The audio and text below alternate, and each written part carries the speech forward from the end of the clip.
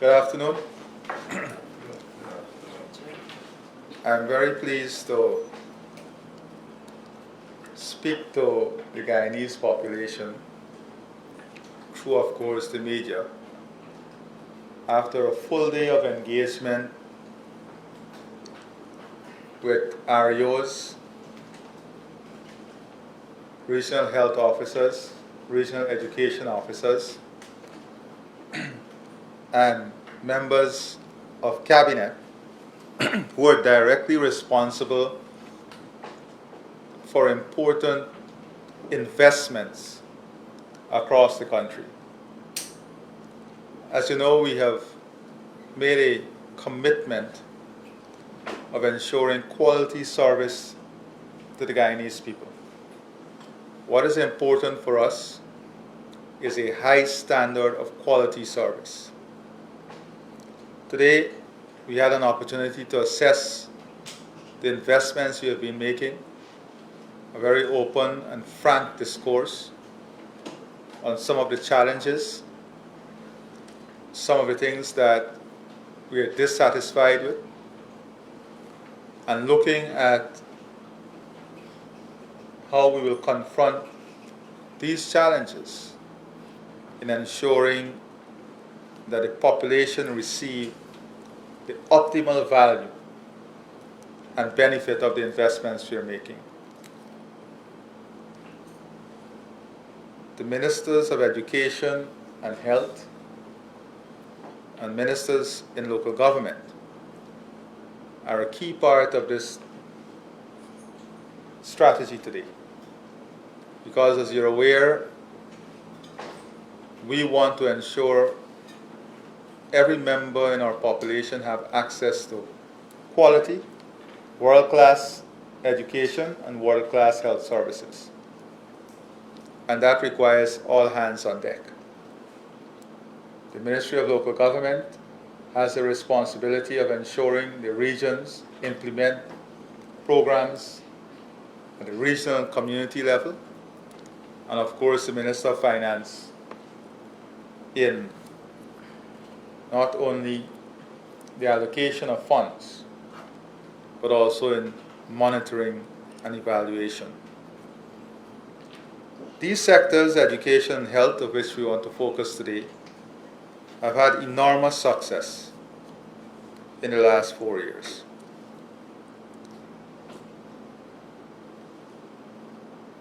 The task of building a new infrastructure to meet the demands, rehabilitating and improving existing structures, but more importantly, the work that you can't physically see, that is investment in the system, investment in building efficiency, the textbooks, investment in the training of nurses, training of teachers.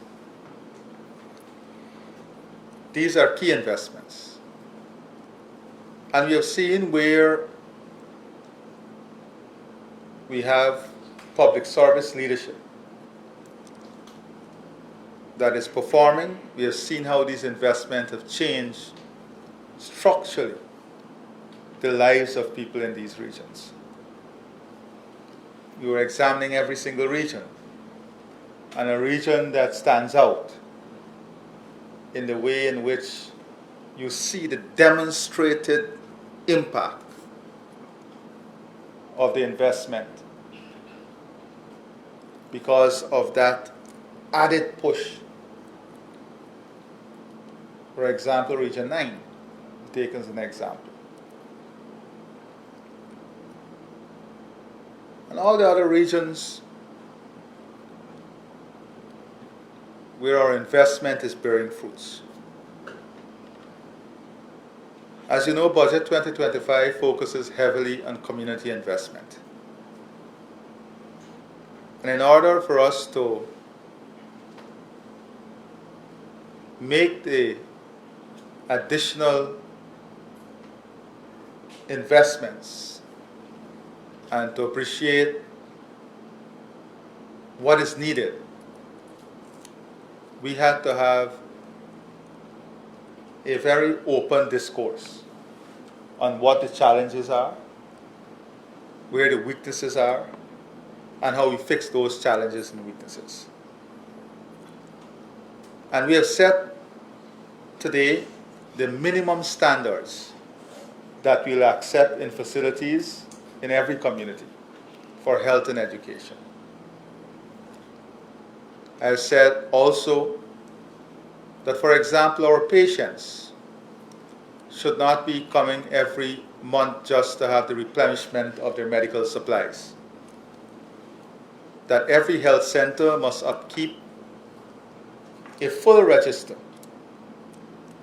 of all the patients, chronic disease patients, and their medical supply needs.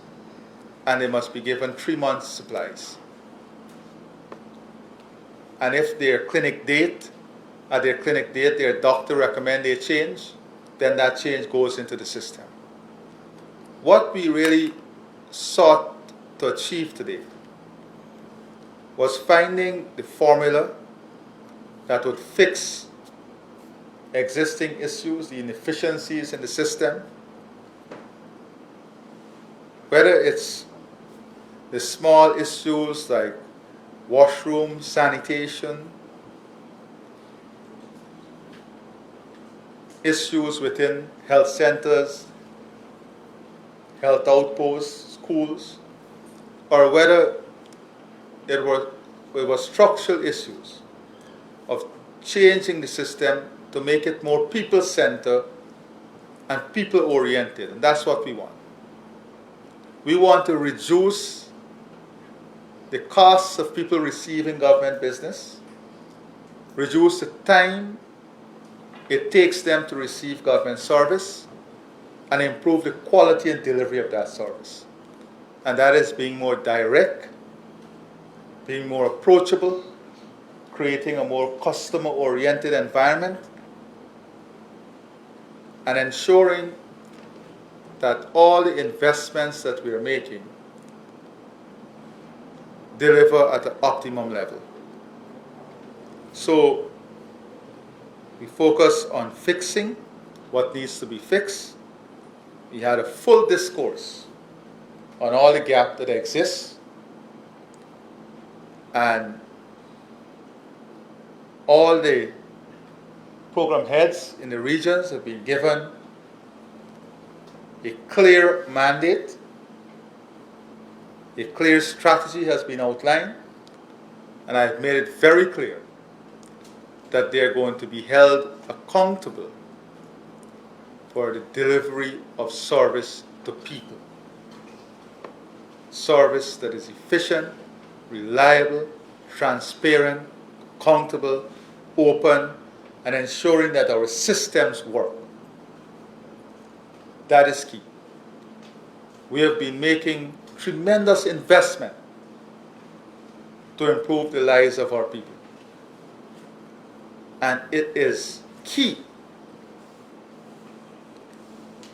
that bureaucracy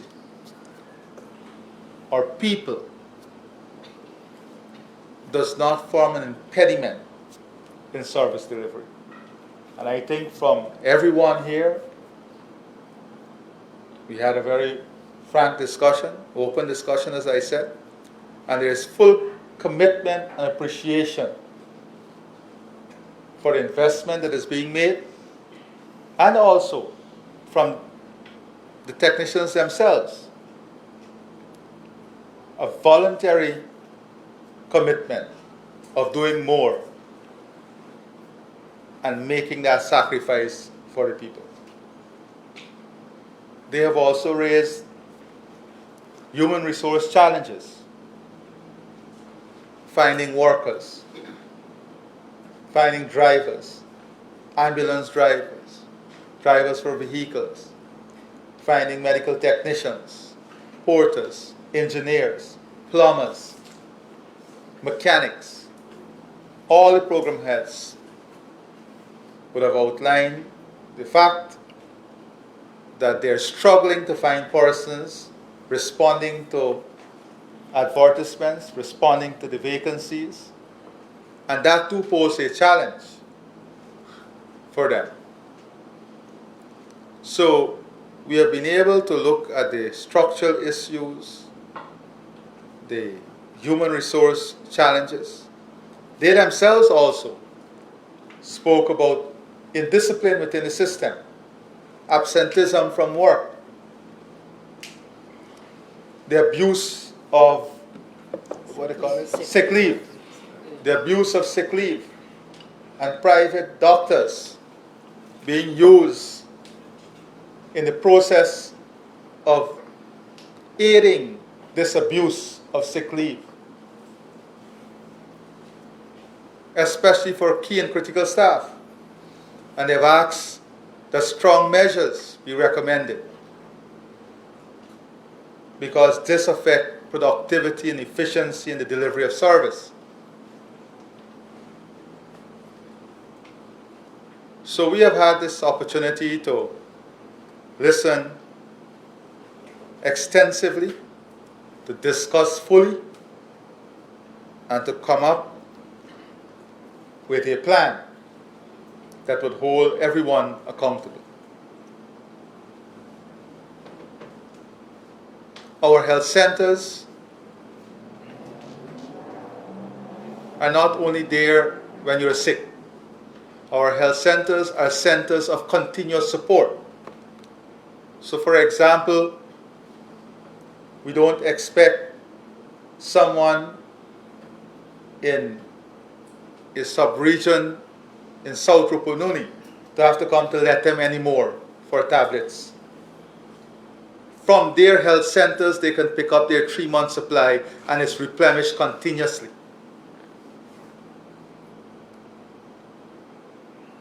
Very soon, we will decentralize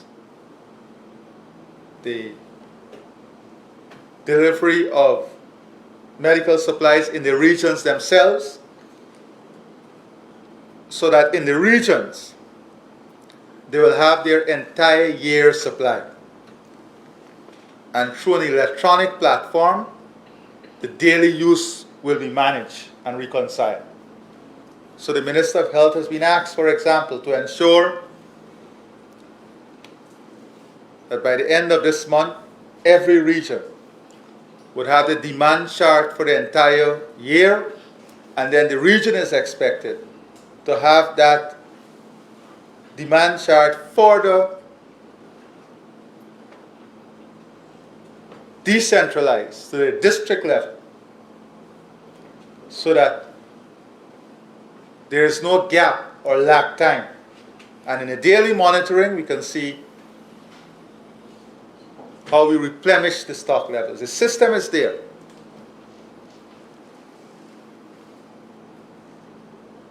The investment is there. The government is buying all the medication that is needed. We are buying the textbooks. We are buying the exercise books. We are buying the teaching material support. And to add to the quality assurance, we're going to implement a government quality assurance body in every region that would include members of civil society that would help us to ensure the quality of service and consistency of service is delivered. I'm going to ask the Minister of Education to first speak on what are some of the areas the ministry is going to focus on as we look at this community approach of improving service and delivering better education service. Then I'll ask the Minister of Health to speak on some of this, the Minister of Local Government, and then of course the Minister of Finance will say a few words. Priya. Just press it. Thank you very much, Mr. You can speak from afar. Good afternoon to everyone. Led by His Excellency today, we had an extensive examination of service delivery in the regions from region 1 to 10, and had a frank and candid examination of what our challenges are without the glare of the media or any other hindrances. I felt it was very productive because we heard directly from the service providers, the RHOs, regional health officers, the REDOs, the regional education officers, what some of their challenges are, but also what some of their solutions were to challenges given resources that have been provided over the last 4 years.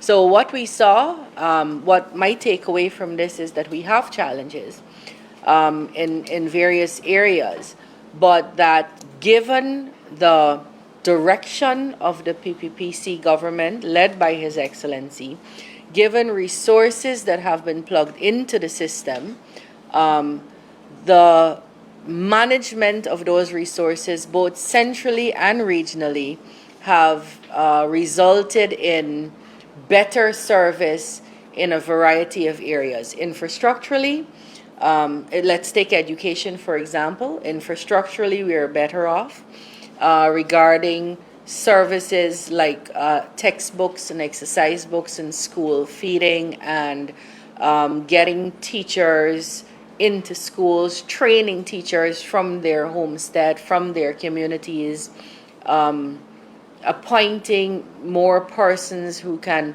manage the system. Those are all successes that came about because of a deliberate injection of financial resources that came about from the will, a political will to see our education system do better. We heard though that there are challenges. I won't repeat them, but from the president you heard about our human resource challenge. For example, if we're going to build 37 new secondary schools, considering that we have in the whole country, for the whole existence of Guyana, we have 116 secondary schools. And in one 4-year Irfan Ali term, we're building 1/3 of what currently exists, or a little bit more than 1/3, but with the same number of engineers. That poses a challenge. How do we get past that challenge? What I think the officers who are in charge of the various regions are assured of is that they will get the support and the resources needed to get past those challenges. Of course, we're all called upon, each and every one of us, in this build-out of our new Guyana, to pull from ourselves all that we have to offer. From our very bellies, we have to pull up, give more, offer more, do more, to bring us to a place where Guyana can offer our people more, our children more, their parents more, hope to every community, the delivery of service, regardless of which mountaintop you're living on, which valley you're living in, which bank, which shore, that everybody is going to get service equally and equitably. And I think I want to end again by thanking His Excellency for leading that off, because if you were to look at our sector plan in 2020 to 2025, you'll see that one of the biggest challenges we named was the interagency collaborations, because it requires so many people getting involved and doing one service. And that is something that was not only clarified but identified in a very sharp way today, about how each and every one of us across the country needs to up our games in respect of the service that we have to provide. I am personally very pleased and very proud of what we've been able to do in the last 4 years, but also very, very happy to know that we have and that we can continue that with a renewed focus and renewed resolve in this last year of Irfan Ali's first term. And so we're very happy. I was very happy to be a part of this. I thought it was productive, and I believe everyone who came from education sees this and saw this as a productive activity that could take us forcefully into this new year with renewed resolve and a more direct focus on what our delivery and our mandate is and will be. For example, to tell you a bit about what took place in education in Region 9, the transformation and what they're doing there to improve efficiency and ensure the children of Region 9 have this world-class education we speak about. So do I need to take these over? So in Region 9, we are simultaneously, we are presently constructing 7 secondary schools. History can prove to you that was never done in the past. That was never ever done in the past. And kudos to the stewardship of His Excellency President Ali and the education team. Every single teacher in the Rupununi, is either trained by this year, or if they're not trained, they're enrolled in the CPC training program. So within the next few years, every single teacher will be trained in the Rupununi. Every single village of the 57 communities in Region 9, they now have either access to secondary education, primary education, or nursery education. So every single area, children will now have access to minibuses, either bicycles or a boat, to be transported to a school. So never before in the history of Region 9 you have access to secondary education. So a lot of things have been done in the Rupununi, and we will continue to work very, very hard to ensure that every teacher has accommodation. Every teacher has proper accommodation, a bed. Every teacher has the basic, at least 5 basic things in their house to be reasonably comfortable. And we believe at the regional level that if a teacher or any government worker basically has these basic things, they would give our children 110% education.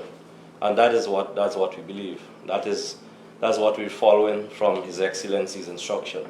So, Mr. President, I can assure you that we will continue to work from my perspective and the Redo's perspective, that your services will reach every single village in the Rupununi. Thank you very much. Good afternoon. Like Rio and the other speakers, yes, in healthcare we have seen tremendous progress.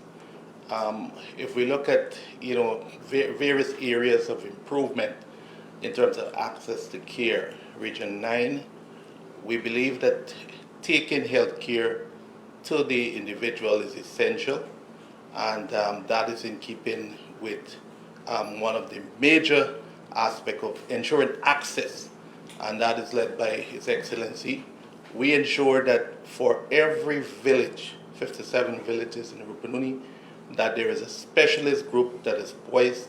They're put together based on the needs of the areas, and we ensure that once every month there is a team that will visit every sub-district and ensure that persons are seen in their homes and they are receiving adequate healthcare services. There's a whole package of obstetric gynecology, surgical review, backpack x-rays being offered for persons in their village, ultrasound services, the array of laboratory services, and this is something that has never existed, and we're proud that this can be achieved and is going a far way. NICU services, we look back at, prior, there were 90% of our babies had to be referred for critical care. Now, just about 3%, they're all dealt with within the region and are receiving adequate care. We look at our patient care services. We would have seen just about 20,000 patients would have been seen per year. We've increased that dramatically, and now would have seen some 6,000-7,000 patients if we look at the fiscal year 2024, and that has been improving in terms of what has been done. Referral. So we have a relationship with Brazil in the case of patients being referred for services that we don't have. We would have dramatically reduced that, whereby now we are actually having referrals levels to 35% to now being just 2.5% and 0.5% coming to GPHC. And that's only for patients from Massa Canary, which we know the logistics and the difficulties there. Training, over the decentralized approach, we had 377 persons trained within Region 9 on the various various courses such as CHW programs. We had 3 of those. Nursing assistant program. We had pharmacy assistant, medical laboratory technician, patient care assistant, and now we're having the second cohort of the hybrid professional nursing program and the nursing assistant program. I mean, I could go on and on with the benefits in terms of how we would have improved drastically patient care. And generally what we're seeing is that their healthy life and expectancy for the patients that live there. And lastly, I want to add that, you know, services offered within Region 9 are not just only for persons that are Guyanese, but we offer services for Brazilians and other nationality free of cost. Last year, we recorded some 445 persons, Brazilians, had major surgeries done at the Letem Hospital, and even surpassing all of the surgical historical data that we would have had in terms of surgeries done in Letem, to have some 1,340 surgeries done. All the medical supply needs of residents are met in 2 months supplies now. So they get 2 months, and we're going to take that to 3 months. The team has been doing enormous work. Just look at 2 issues there. Referral rate from Region 9 to Georgetown Hospital went down to 0.5%. 0.5%. So that is just to give an example of when we say we're delivering world-class service and quality service, what we mean and how it is being achieved block by block. And this is a difficult region like Region 9, both for education and health that we spoke of. So Frank, maybe. As Minister Manik-Chen would have said, we had a very productive day. We had an opportunity to interact with the RHOs and the REOs and the regional education officers, and to get a sense of what we're delivering in the region. For us in health, we have lots of accomplishments that we've been able to do over the last 4 years. As you heard from Dr. Makwat, there were things that were never done before and are now being done. And just to give an example of, maybe to pick up from where Dr. Makwat left off, in terms of surgical care, we have added more theaters in and around all our hinterland regions, and we're now able to do much more surgery than in the past. In some cases, the theaters in these regional hospitals were not functioning, and we were able to bring them to functionality, and we're doing surgery. In cases where they don't have a resident surgeon, we have been sending in teams so that those teams can do elective surgeries. And that has made a tremendous difference to the people of these communities. In addition, we have a very special program where persons with eye problems, we have been sending in our ophthalmologists so that we can check people's eyes, and if they were diagnosed with cataract, we put them on a waiting list, and we were able to bring them out to Georgetown at the government's expense, take them to Port Morant, where they'll be operated upon, and then they're returned back to their community. And over the last year, we would have helped more than 500 cataract patients who are now seeing, having had their surgeries. In terms of community services, while we might have had a health post or a health center, most of these facilities were without any staff. and we had to train people. So at every one of our health posts now in the interior of Guyana, we have at least 2 community health workers, and they have been tasked with delivering a set of services that the ministry has identified. And if they have patients that come to them and they're not sure what to do, we have backed them up with telemedicine. We now have 8 to 9 telemedicine sites that we operate in these different regions. And our intention is to expand that. And we've seen the value of having telemedicine because it has made a tremendous difference. So for example, in Guns, we've had a case where there was an infant that went to the health center. The community health worker was not sure what to do, and they dialed up the doctor at Georgetown Hospital, and they had a video consultation. And because the doctor recognized how critical the baby was, we were able to send in a medevac immediately for that baby. Brought the baby out to Georgetown, and the baby was given treatment, and that baby is alive today. If we didn't have this system, that baby would have been dead. And that's the kind of difference that is being done on a daily basis with different communities, but it's making a really, really big impact. The system obviously is not perfect. We do have challenges, and today we had that discussion where some of those challenges that we have identified, we are going to work and make sure that we rectify them. But the investments that have been made by this government has certainly changed the face of how we practice medicine in every community in this country.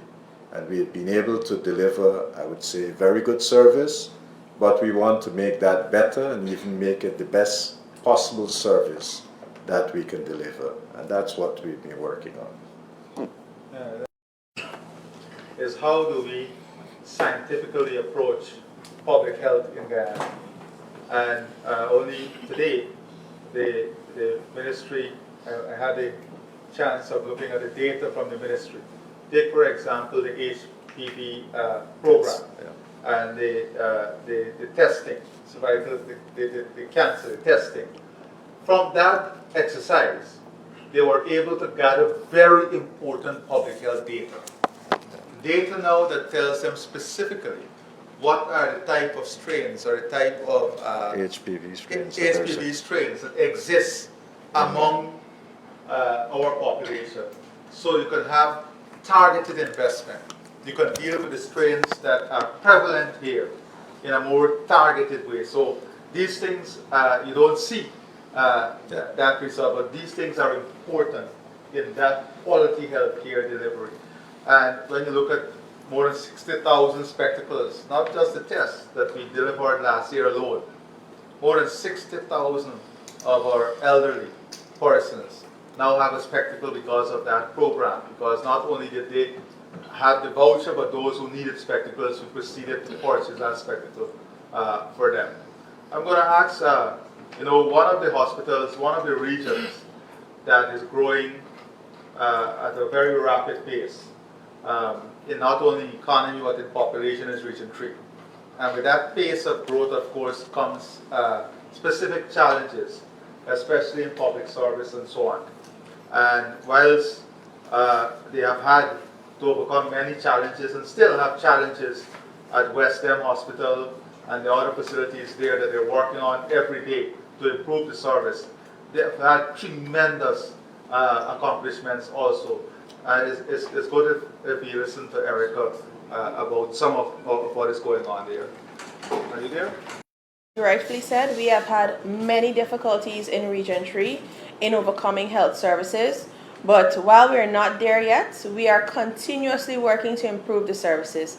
And a lot of the great things that we have done over the past 4 or so years. First, I'd like to talk about our surgical approach. We moved from just one operating room within the operating theater functioning during the day alone to opening up both rooms. It's a small operating theater. As you know, the hospital is old. However, it's 24-hour services. That means that we're doing surgeries day and night. What this means for people is that they no longer had to be transferred for frivolous, all those surgical needs, things throughout the night. This led to a 97% decrease in our referral rate to GPHC. 97% drop in our referral rate to GPHC.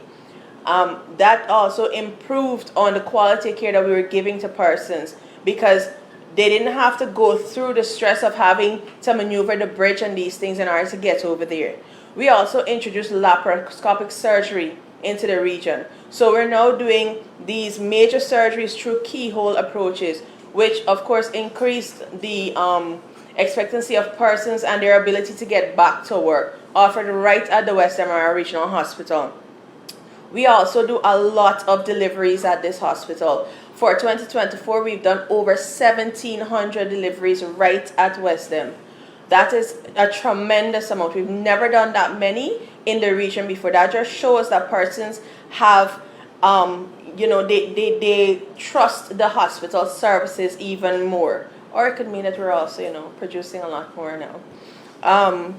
It's not just that we're having deliveries, it's also our NICU services, our babies that are required to be transferred to GPHC for NICU services. We now have the second largest NICU in the country. We're not just seeing our babies from Region 3, we're also offloading babies from Region 2, from Region 7. We even accepted a baby from Linden, baby from Diamond. So we're not just seeing the patients within our region, we're seeing the NICU patients across the country now as well, because we're managing these babies right at Western. We're also pushing for more outreaches so that we can also reach the patients in their home. Every month, we visit the larger islands like Wakenham and Legwan, and we take all the services, their ultrasound services. We take our specialists, we take OBS and Guyanese, so that everyone can be treated right on the island. We also have introduced into the region echoes. So patients now with heart issues can have their echoes done right in the region. We've also been liaising with Region 6 to have our cataract patients do their surgeries. So Region 6 will send their specialists over to us. We would have had a list produced in our region before. We would have them screened by the specialists who would come down. We would then have those patients, we would transport them to Region 6. Region 6 will do the surgery on them. They will house them, take care of them, and when they're ready to be discharged, we collect the patients and we bring them back. That's ensuring that it is no cost to the patient to have their eye surgeries done. So even though we can't offer that surgery in the region, we're ensuring that persons still access this surgery. We've also decentralized other services like physiotherapy. We now have physiotherapy being offered to our special needs school. We have physiotherapy being offered within our communities, like the larger communities like Parfait and Perico. So there's a whole host of things that we in Region 3 are doing to ensure that services are being brought to the people. And we're also really looking forward to the Dickinson Hospital that will be on board very soon. This is going to also ensure that we have improved services, because it's going to ensure that we have our own CT scan and these other specialized services right in the region. So our referral rate will likely drop to 0 once the Kindred is on board. And we also have the Western Hospital's new construction that will be brought on board very soon. Soft turning will be done very soon, as you're aware. This will also remedy some of the issues that we've had to face at Western, because the issues at Western aren't just staffing or small things. It's that we're dealing with a very old hospital and there's only so much you can do with it. And this government has seen it necessary to ensure that the services meet and match the expectations of the people. So the investment was made to ensure that the hospital's infrastructure is there. So we're going to also have a brand new West MRI Regional Hospital. And that's just a few of the many great things that we've been doing while we're fighting our challenges in Region 3. And that brings challenges. So for example, in Region 3, the demand for medical supplies and medication has increased tremendously, because they're doing more surgeries, they're seeing more patients, they have more people attending clinics. So they have a challenge now of having sometimes not shortage, but sometimes a delay in the lag time in the supply of delivery to patients. So they are now working to fix that gap and to have better projection planning so that they can deliver by February of this year 3 months supply to patients also, and not have anyone waiting for the supply of medication and medical supplies. And they're working also on ensuring this is done at a district level, at a health center level, which is key and critical for them. So that is one of the challenge, the major challenge that they will overcome, but there is a clear strategy on how that will be done. Let me ask Sonia. Mr. President, colleagues, and all this afternoon. Good afternoon to you all.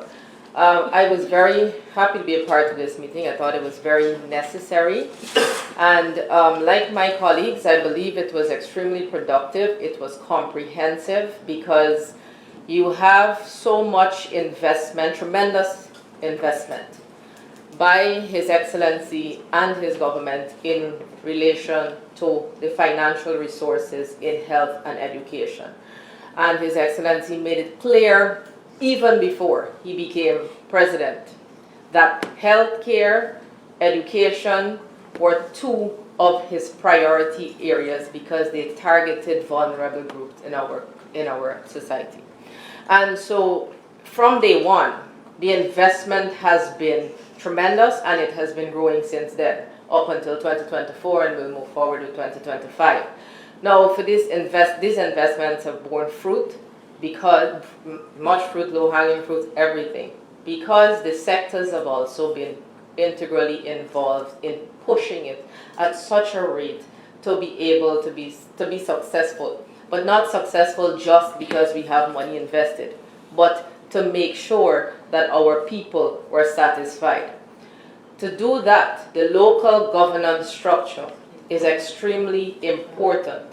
And so His Excellency chose to have this meeting with all these sectors involved, because without the strengthening of the system, that is the regional system, the regional health officers, the regional education officers, and all those who play an integral role in ensuring that these services meet the people directly, that he had to ensure that we have this meeting to put on the table our challenges and ensure that we can strengthen this system so that we can improve further on the delivery and the quality of the delivery of services to the people, especially in the health and the education sector.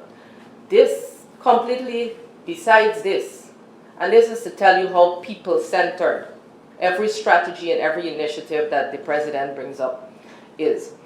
He also recently spoke of putting a permanent citizens desk in every NDC that will have a consolidated set of services that will be accessible to the residents in any given community. So that you will know about pensions, you will know about public assistance, you will know about passports, you will know about all of these services, right? So health and education, today we're dealing with those things fully, and a regional system. I think at the end of a very long day, but a very fruitful day, everyone is on the same page as to how important it is that we make sure that the people are happy with the services that they are receiving. And to start with that, the President has put minimum standards in terms of infrastructure, in terms of setting up a committee, a quality assurance committee or board or body to ensure the monitoring. And this is where the regions are integral, the monitoring of everything that is being done through education, through health, to make sure that it meets the people and meet the people in a satisfactory way. So I think this was a very welcome meeting. I think for everyone sitting here, we clearly understand the mandate, and moving forward, I think we've done so much, and we have improved on all of the services based on the investment and based on our will to do it. But we also have identified our challenges, and we know the way forward now. We're with the way forward, and we're going to continue making the system even stronger to meet the needs of our people. Thank you. Good afternoon, everybody. I must say, His Excellency, this was a good approach to meet with me, and I am overjoyed that you got to hear from me personally how I feel or what education has been doing. The process today for me was a good one because everything in my work life came full circle. Because yes, we report to our ministers, to our deputy chief every week, and the same thing that they've been saying, I'm seeing it today, that it came from the top. Because you are the driving force behind education, and I must say thank you for that. I would have served, as His Excellency said, in 3 regions, and I am happy today that I would have been able to serve under your leadership, bringing things to fore that we can carry to the people. Improvement in textbooks, in delivery of textbooks to the children. Teacher improvement, train teachers.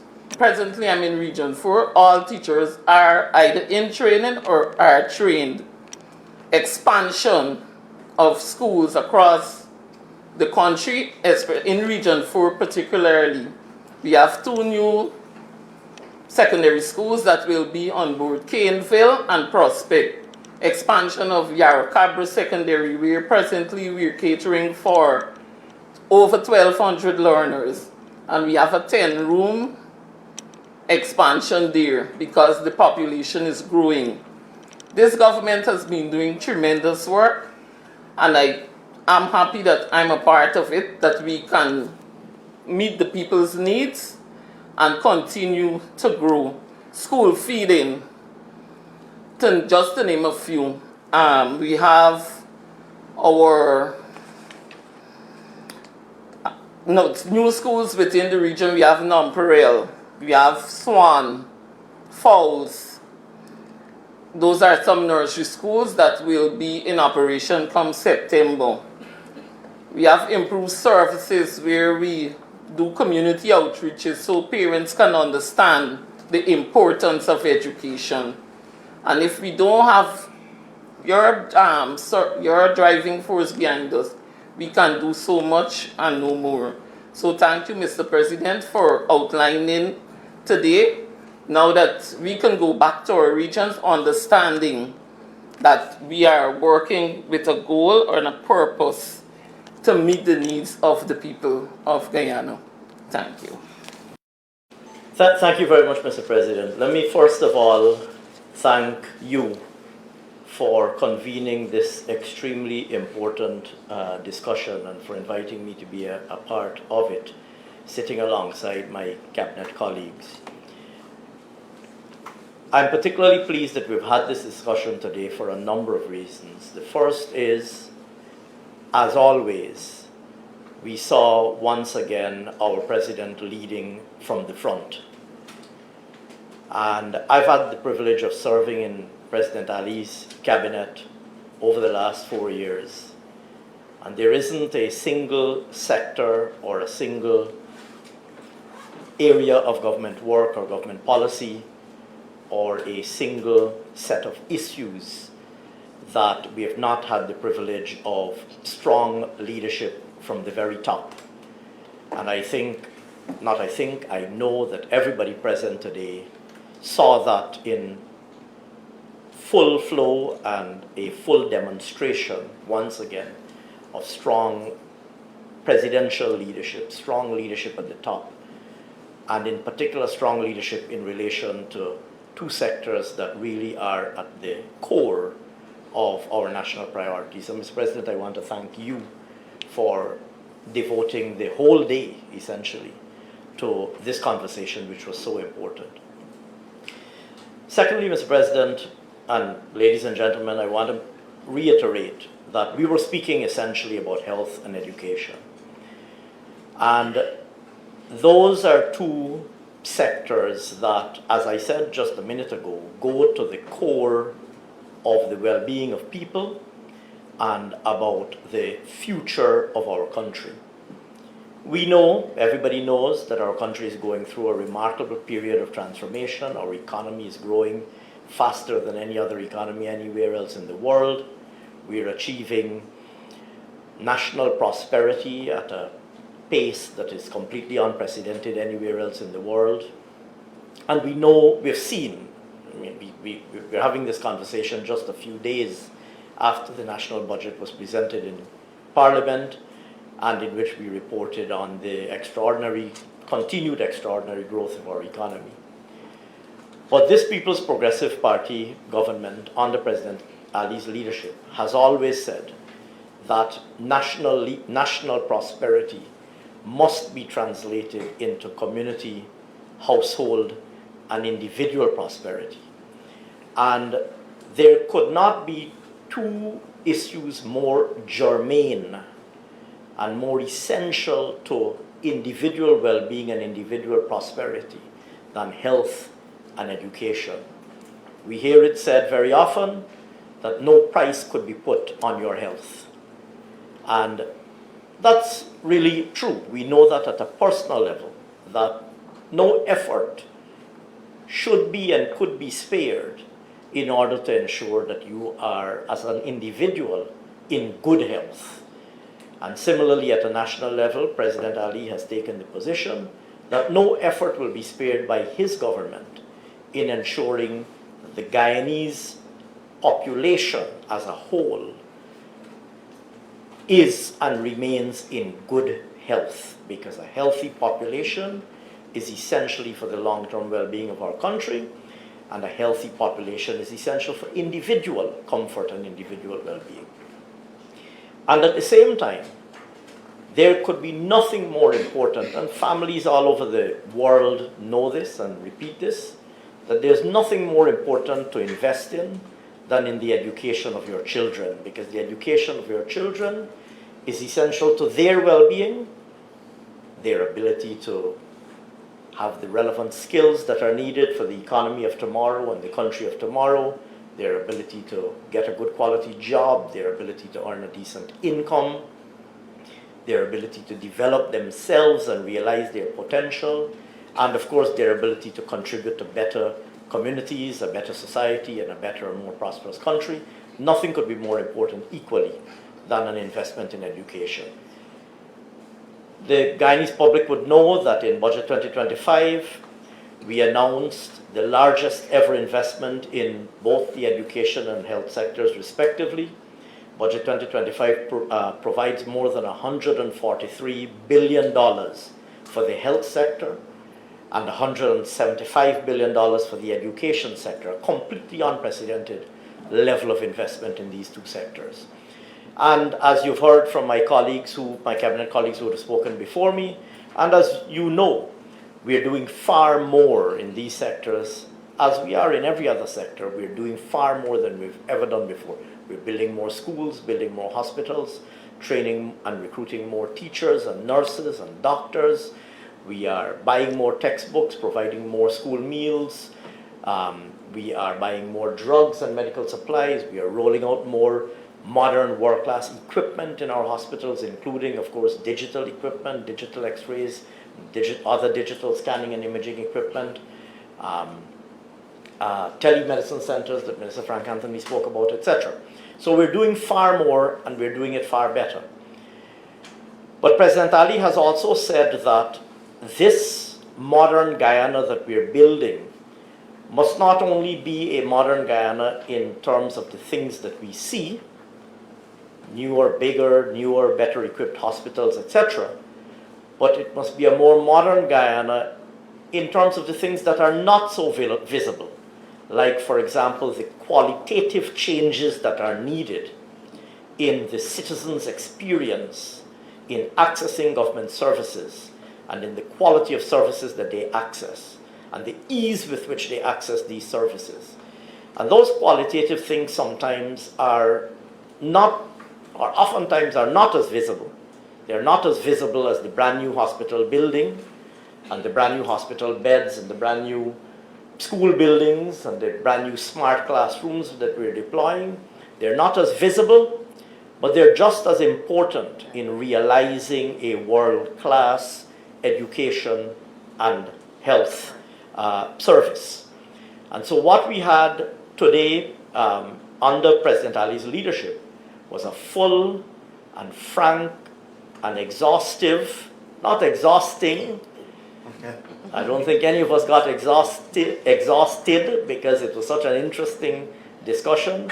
But what we had today was a full and frank and exhaustive discussion, comprehensive discussion on some of the critical issues that we need to pay attention to make sure that we raise the quality of service that is provided in these two sectors, and some of the minimum standards that should be set and that we are now setting in terms of service delivery in these two sectors. I want to make one final point. President Ali has embraced the theme, the philosophy, the core philosophy, the conviction of one Guyana to mark his presidency. And there are many, many dimensions by which one Guyana can be interpreted. But I want to highlight a particular dimension that oftentimes, sometimes, that often doesn't get the kind of prominence that it deserves.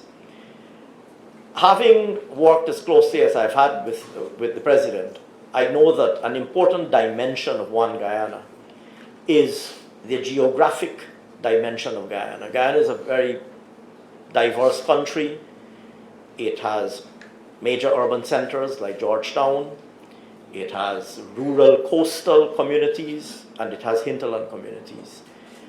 And I know that the president believes very strongly that the transformation that we are experiencing today must not only be seen, must not only be experienced, and must not only be benefited from in our major urban centers or only on the coast, but must be experienced and felt and benefited from across the country. And so, gone are the days when you can only get access to good quality health care if you come to Georgetown.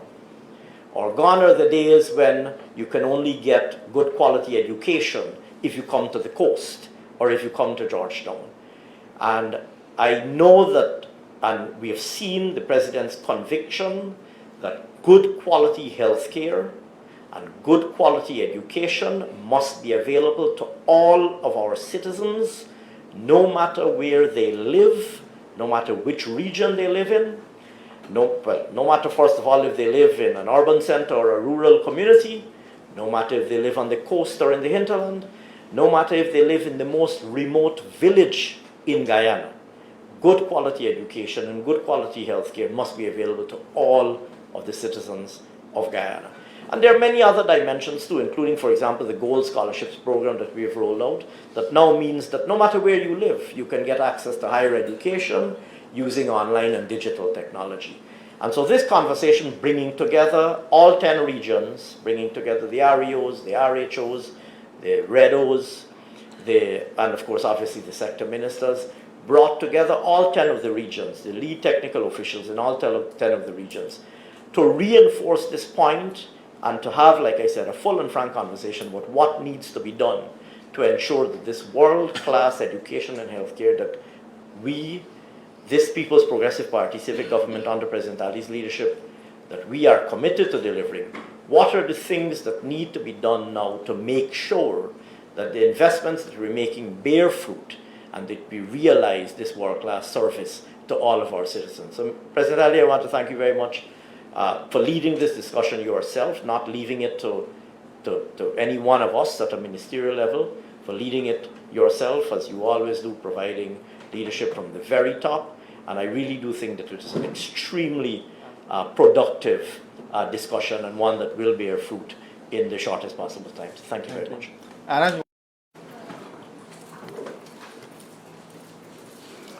Yes, good afternoon. Let me first express gratitude to His Excellency on behalf of the people of Region 10 for the investment that have been made over the number of years. Health financing, I must say, would have increased over 40% for the past 4 years. And with the increase in health financing, we were able to develop a healthcare system that is able to respond to the growing public health needs of that region. Now, one of the things that we would have done in keeping with His Excellency vision of creating a world-class healthcare system is to divide the healthcare system into two parts, where we focus on access and processes of healthcare. With respect to access, we would have constructed and rehabilitated a number of health facilities across the region so that they can cater for the growing needs of the region in terms of new services, and access also would cater for walkway pathways so that patients, wheelchair access, so that all different types of patients can access quality health care. Now, with respect to processes, which is very important for us, processes speaks of the different types of services. Doing an analysis of the healthcare sector of Region 10, we would have realized that there are certain basic needs that we have to provide in order to cater for this specific public. Now, with respect to the Linden Hospital complex, over the number of years, one of our main challenges there is that we would have been functioning with one biochemistry machine. And whenever there's an issue with that machine, the service is done. But I can say, now we have two functional biochemistry machines in our lab, so that at any given point in time, we have that services available. In respect to blood gas, it's the first time, HE, that we're seeing that persons of Region 10 now have access to blood analysis services at the Linden Hospital complex. In addition to upgrades that we would have experienced in our laboratory services, we would have seen tremendous investment also in our radiology department.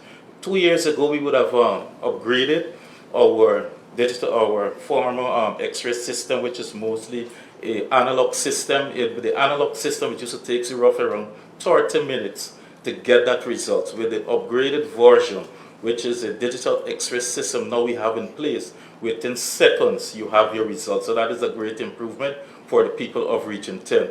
In addition to that, on Monday we will be commissioning our mammogram machine, and this also, why I mentioned these two things, Your Excellency, is that these two important, in addition to our CT scan machine, which we'll be getting this year, would reduce the economic burden of the people of Region 10 to access these services. In the past, persons used to have to travel to Georgetown to access these services. But now with this equipment in place, it will reduce the out-of-pocket burden for the small man within the region to access these services. And this is a great achievement for us in Region 10. Drugs and medical supply have been an issue for us. When we took office, Region 10, our supply was below 50%. Today we can boast of a system where our essential drugs, our vital drugs are above 90%. We would have put systems in place to ensure that every resident of Region 10 have access at any given point to essential drugs. Some of the systems that we would have put in place, one, we would have asked the service providers at all the healthcare facilities to have a 25% restock level. As soon as our stock levels at 25%, you have to restock. Secondly, we would have trained the number of personnel within the healthcare sector in LMIS training, which is basically a logistic management training to assist us to understand the forecasting procedure. So that will help us to do our forecasting correctly so that we cater for the amount of or have accurate data in terms of our projection.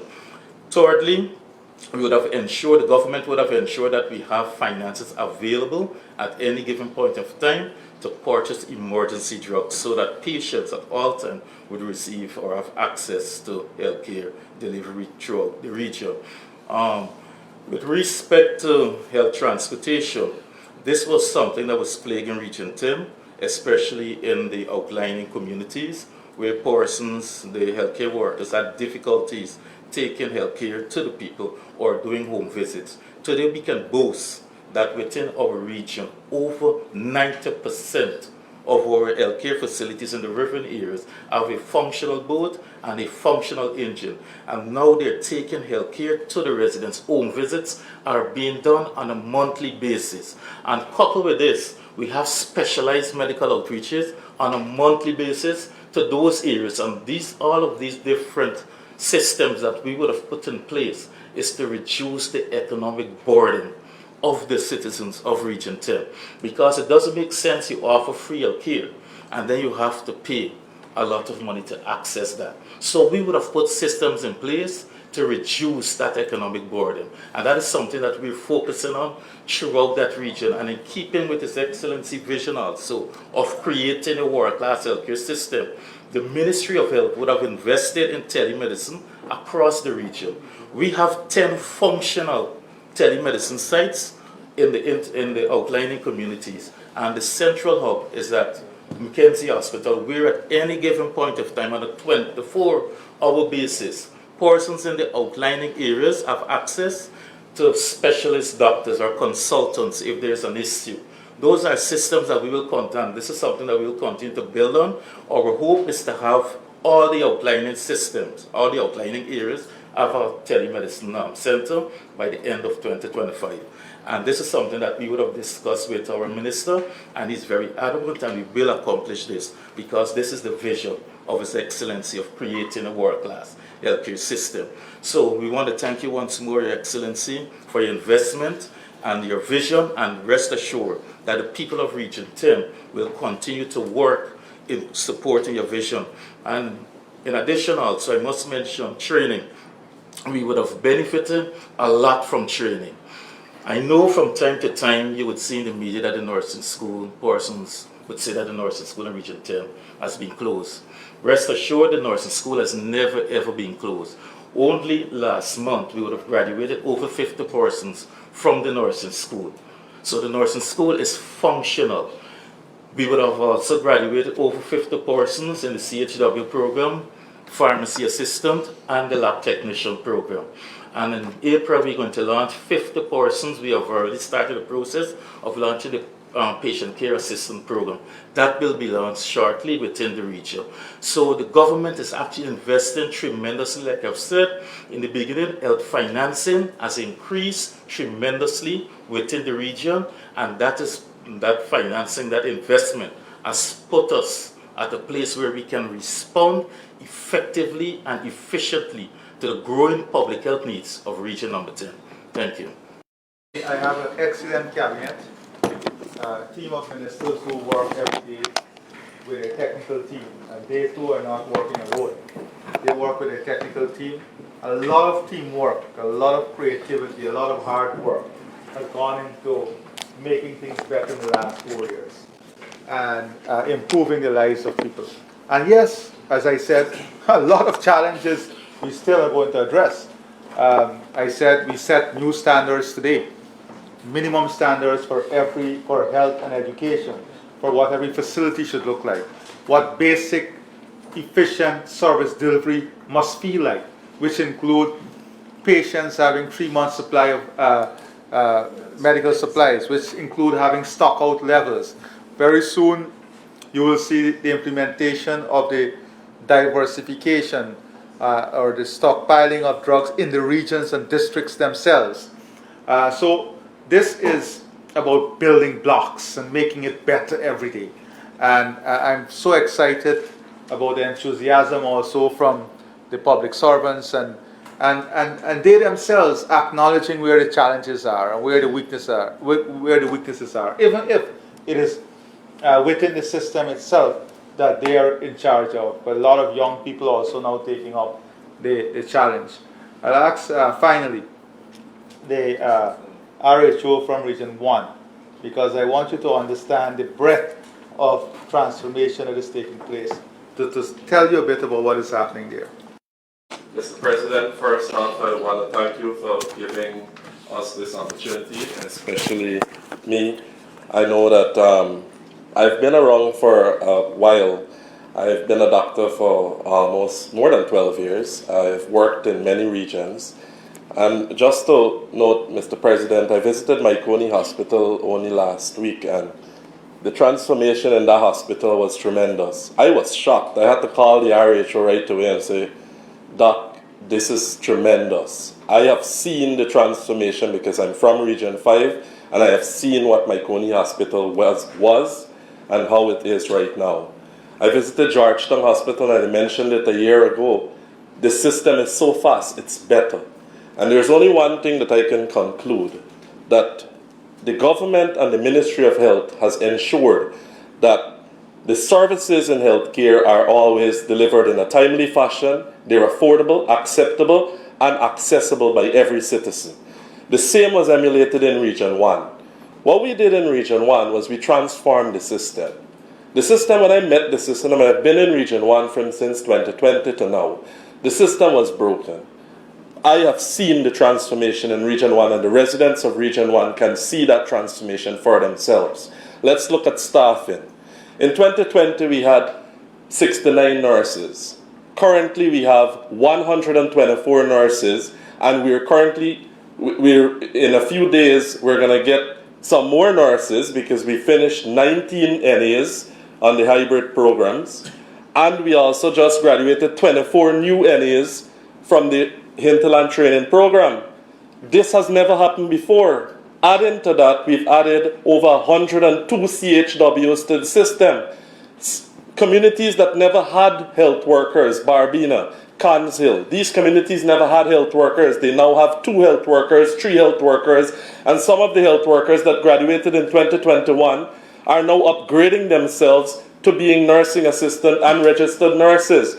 This is a model that has been set in these hinterland areas to show people that it is possible to improve your state of being. And this is being seen all over. Look at Baramita. In 2020, when I visited Baramita, the floorboards, and I kid you not, the floorboards were this big apart. You could have seen straight through to the ground.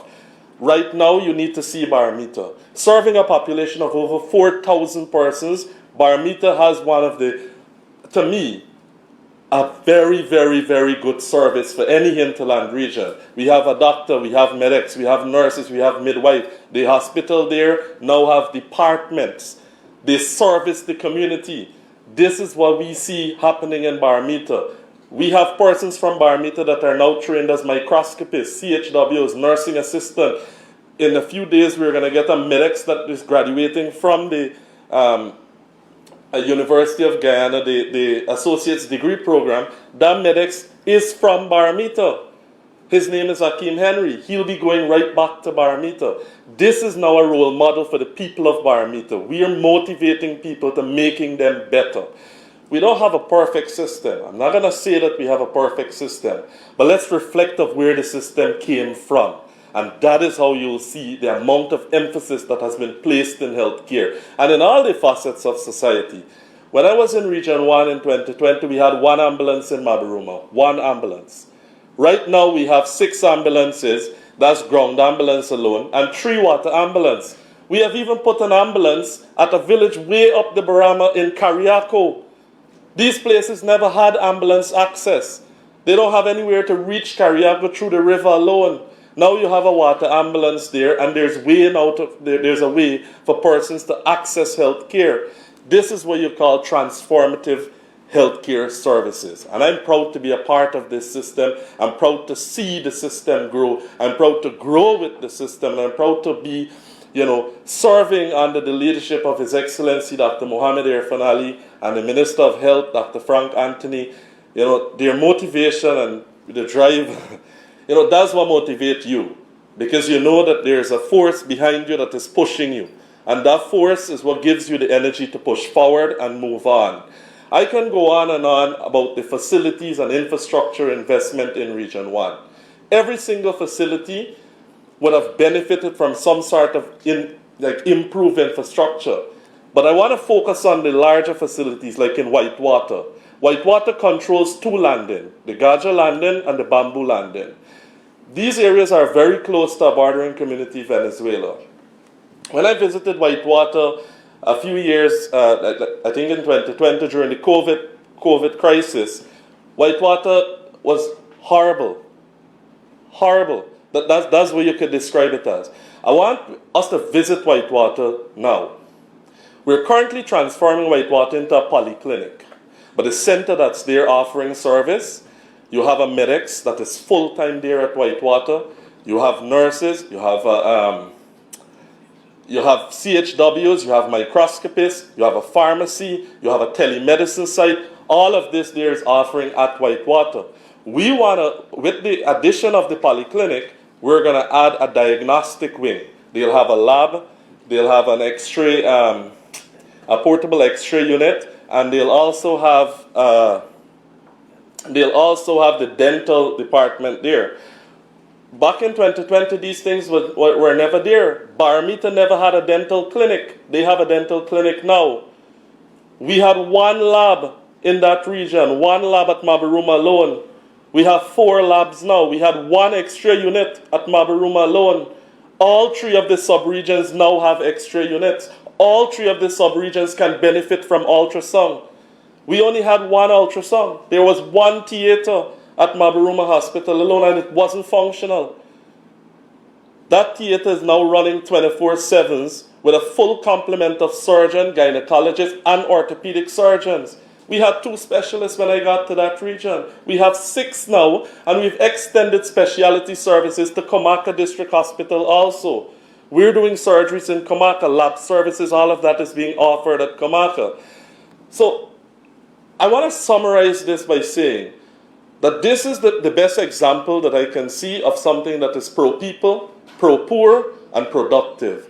Mr. President, I'd like to say, that's my definition of what PPP stands for. Pro-people, productive, and pro-poor. So thank you, and thank you for the opportunity, and I'll continue to serve beyond 120 and 150%. Thank you. Young leaders, you're seeing them, and that is a commitment that I'm so proud of all day.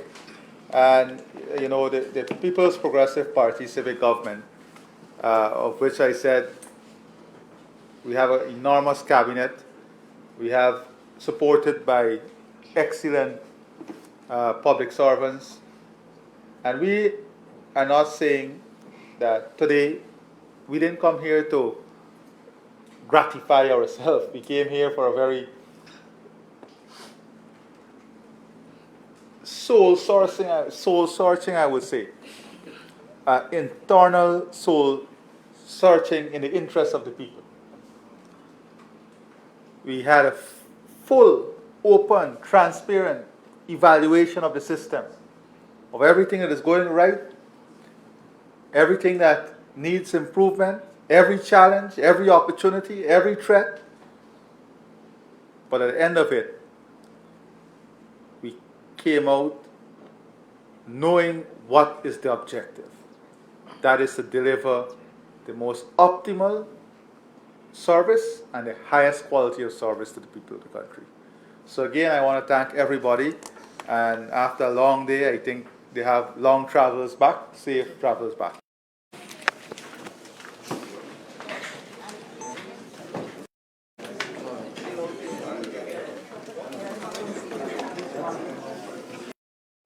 Can't have something up there, buddy. I get all of it.